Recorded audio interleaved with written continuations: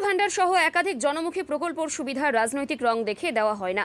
মুখ্যমন্ত্রী মমতা ব্যানার্জির নির্দেশে জনমুখী প্রকল্পগুলি দল, মত, জাতি, বর্ণ নির্বিশেষে দেওয়ার কথা বলেছেন তরুণ কুমার জানা, মৎস্য কর্মাধ্যক্ষ, পূর্ব মেদিনীপুর জেলা পরিষদ। এই বিষয়ে তিনি বিরোধী দলনেতা ও দেশের স্বরাষ্ট্রমন্ত্রীকেও কটাক্ষ করতে ছাড়েননি।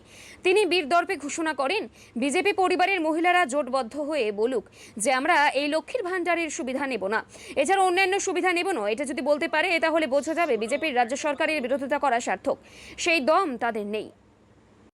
একটা কথা বলি, 5,000 টাকা নিয়ে ব্যাপার নয়। যারা বলছেন না, তাদের কোনো ধোপে টিকবে না। আপনারা লাইন দেখছেন এখনো সমষ্টিতে, অ্যাপ্লিকেশনগুলো পড়ছে দেখছেন তো লোকে।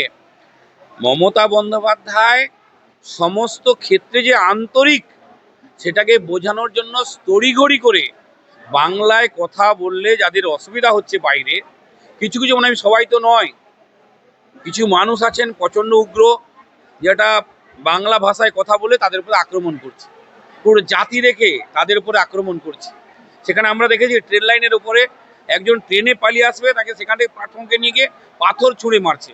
কতটা মর্মান্তিক!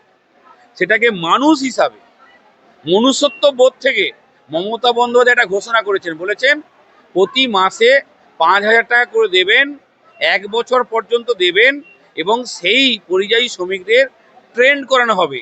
যে যে পেশায় দক্ষ, যে যে পেশার সঙ্গে যুক্ত ছিল, সেই পেশার দক্ষ আধিকারিক, দক্ষ ইঞ্জিনিয়ার বিভিন্নভাবে তাদেরকে নিয়ে সরকারের পক্ষ থেকে ট্রেন করা হবে, তাদের কাজের বন্দোবস্ত করে দেওয়া হবে।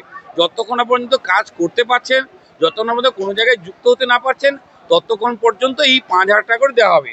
এবং এবং এখানে দেখবেন তাদের যে বাচ্চা অন্য জায়গায় সে স্কুলে ছুটতে হবে, করতে হবে, গভর্নমেন্ট থেকে নির্দেশ দিয়েছেন, যাওয়ার সঙ্গে সঙ্গে স্কুলেও ভর্তি হয়ে যাচ্ছে। সেখান থেকে আসছে মাঝপথে, স্কুলের মাস্টারমশাইরা কেউ নিতে পারেন, না নিতে পারেন, সেই জন্য এ ব্যাপারে নিশ্চিত করেছেন। এবং সমস্ত ব্যাপারগুলো দেখবেন পরিযায়ী শ্রমিকদের ব্যাপারে, এখানে যারা আসছেন না, যে বলেছেন যে আমরা সেখানে অনেক বেশি পাই, বলছেন অনেক বেশি পাই, এমনকি দিচ্ছেন মাসে তারা নাকি 1.5 লাখ টাকা পায়।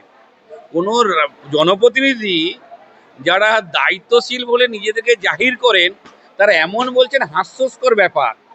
1.5 লাখ টাকা করে পরিযায়ী শ্রমিক যারা বাইরে গিয়ে করছে, তারা যদি পায়, এটা কি কেউ বিশ্বাস করে? এবং তাহলে কেন বলুন, আমাদের রাজ্যে, আমাদের এখান থেকে যতটা গেছেন তার 10 গুণ মানুষ বিভিন্ন রাজ্য থেকে পশ্চিমবাংলায় কাজ করতে আসছেন। কেন আসছেন সেটা নয়, যার যেখানে সংযোগ, যার যেখানে যুক্ত হন, একজন কেউ গেলে তার পরিবারে, তখন তার ভাইদেরকে টেনে নিয়ে যাওয়ার একটা প্রবণতা এখান থেকে হচ্ছেন। আমরা তো গোটা খোঁজ খবর নিচ্ছি, আমাদের বিডিও সাহেব আছেন, আমাদের সভাপতি সাহেব আছেন, আমাদের সমস্ত আধিকারিক, আমাদের নেতৃত্বরা আছেন, তারা প্রত্যেকটা মানুষের সঙ্গে কথা বলছেন, ডেকে নিচ্ছেন, আবেদন করছেন, আবেদন পড়ছে কিনা, সে পাড়াতে আছে কিনা খোঁজ নিন। জন্য আমাদের একজন গেছিলেন, মারা গেছেন উত্তরপ্রদেশ। সেখানে কি কারণে গেছিলেন? সেখানে পরিযায়ী শ্রমিক, তাদের পরিবারের কেউ ছিলেন, কিন্তু যে ঘটনাটা ঘটেছে সেখানে কিন্তু তিনি বিয়ে বাড়িতে অংশগ্রহণ করতে গেছিলেন, একটা অনুষ্ঠানে, তার সেখানে পরিচিতি মানুষের ঘরে গেছিলেন। কিন্তু পরিযায়ী শ্রমিক আমাদের সঙ্গে সঙ্গে আমাদের জনপ্রতিনিধি, আমাদের আধিকারিক, আমাদের আইসি থেকে, এসপি থেকে, ডিএম থেকে, বিডিও সাহেব থেকে, আমাদের এডিএমজি থেকে, প্রত্যেকে কিন্তু উদ্বিগ্ন, কি করে তার পরিবার এখানে আসবে যারা আছেন, বা ডেড বডি কী করে আসবে, তাদের পরিবারকে কি করে সহায়তা দেওয়া যাবে। এটাকে পশ্চিমবঙ্গ সরকার আন্তরিক সমস্ত ক্ষেত্রে, এখানে সমালোচনা করার ব্যাপার নেই। বলছিলেন কৃষক বন্ধু নিয়ে বিরূপ করছিলেন, আজকে কি হচ্ছে, কতটা জনমুখী প্রকল্প। আজকে বলুন কন্যাশ্রী নিয়ে কি বলছিলেন, আজকে কিভাবে এই প্রকল্পটা জনপ্রিয় হয়ে উঠেছে। আজকে এই প্রকল্পের আওতায় সকলে আসছে।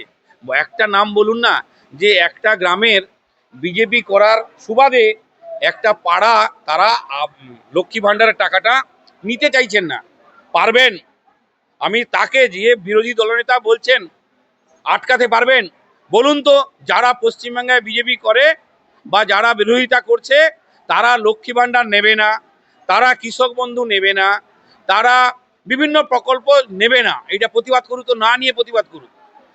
আজকে জালিয়ানওয়ালাবাগের যে কাণ্ডে নাইট উপাধি ত্যাগ করেছিলেন বিশ্বকবি রবীন্দ্রনাথ ঠাকুর, মুখে বললে হবে না, তাদের দলের পক্ষ থেকে তাদের নেতৃত্বরা বসে একসঙ্গে লক্ষ্মী ভাণ্ডার নেব না বলে জমা দিয়ে দিক, আমরা কোনোভাবে নেব না।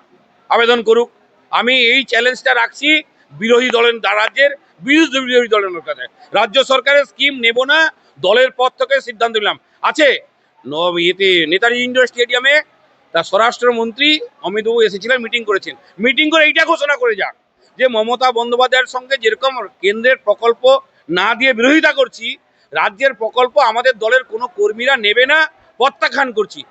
আমি এটাকে চ্যালেঞ্জ করছি, চ্যালেঞ্জ অ্যাকসেপ্ট করুক বিরোধী দল নেতা।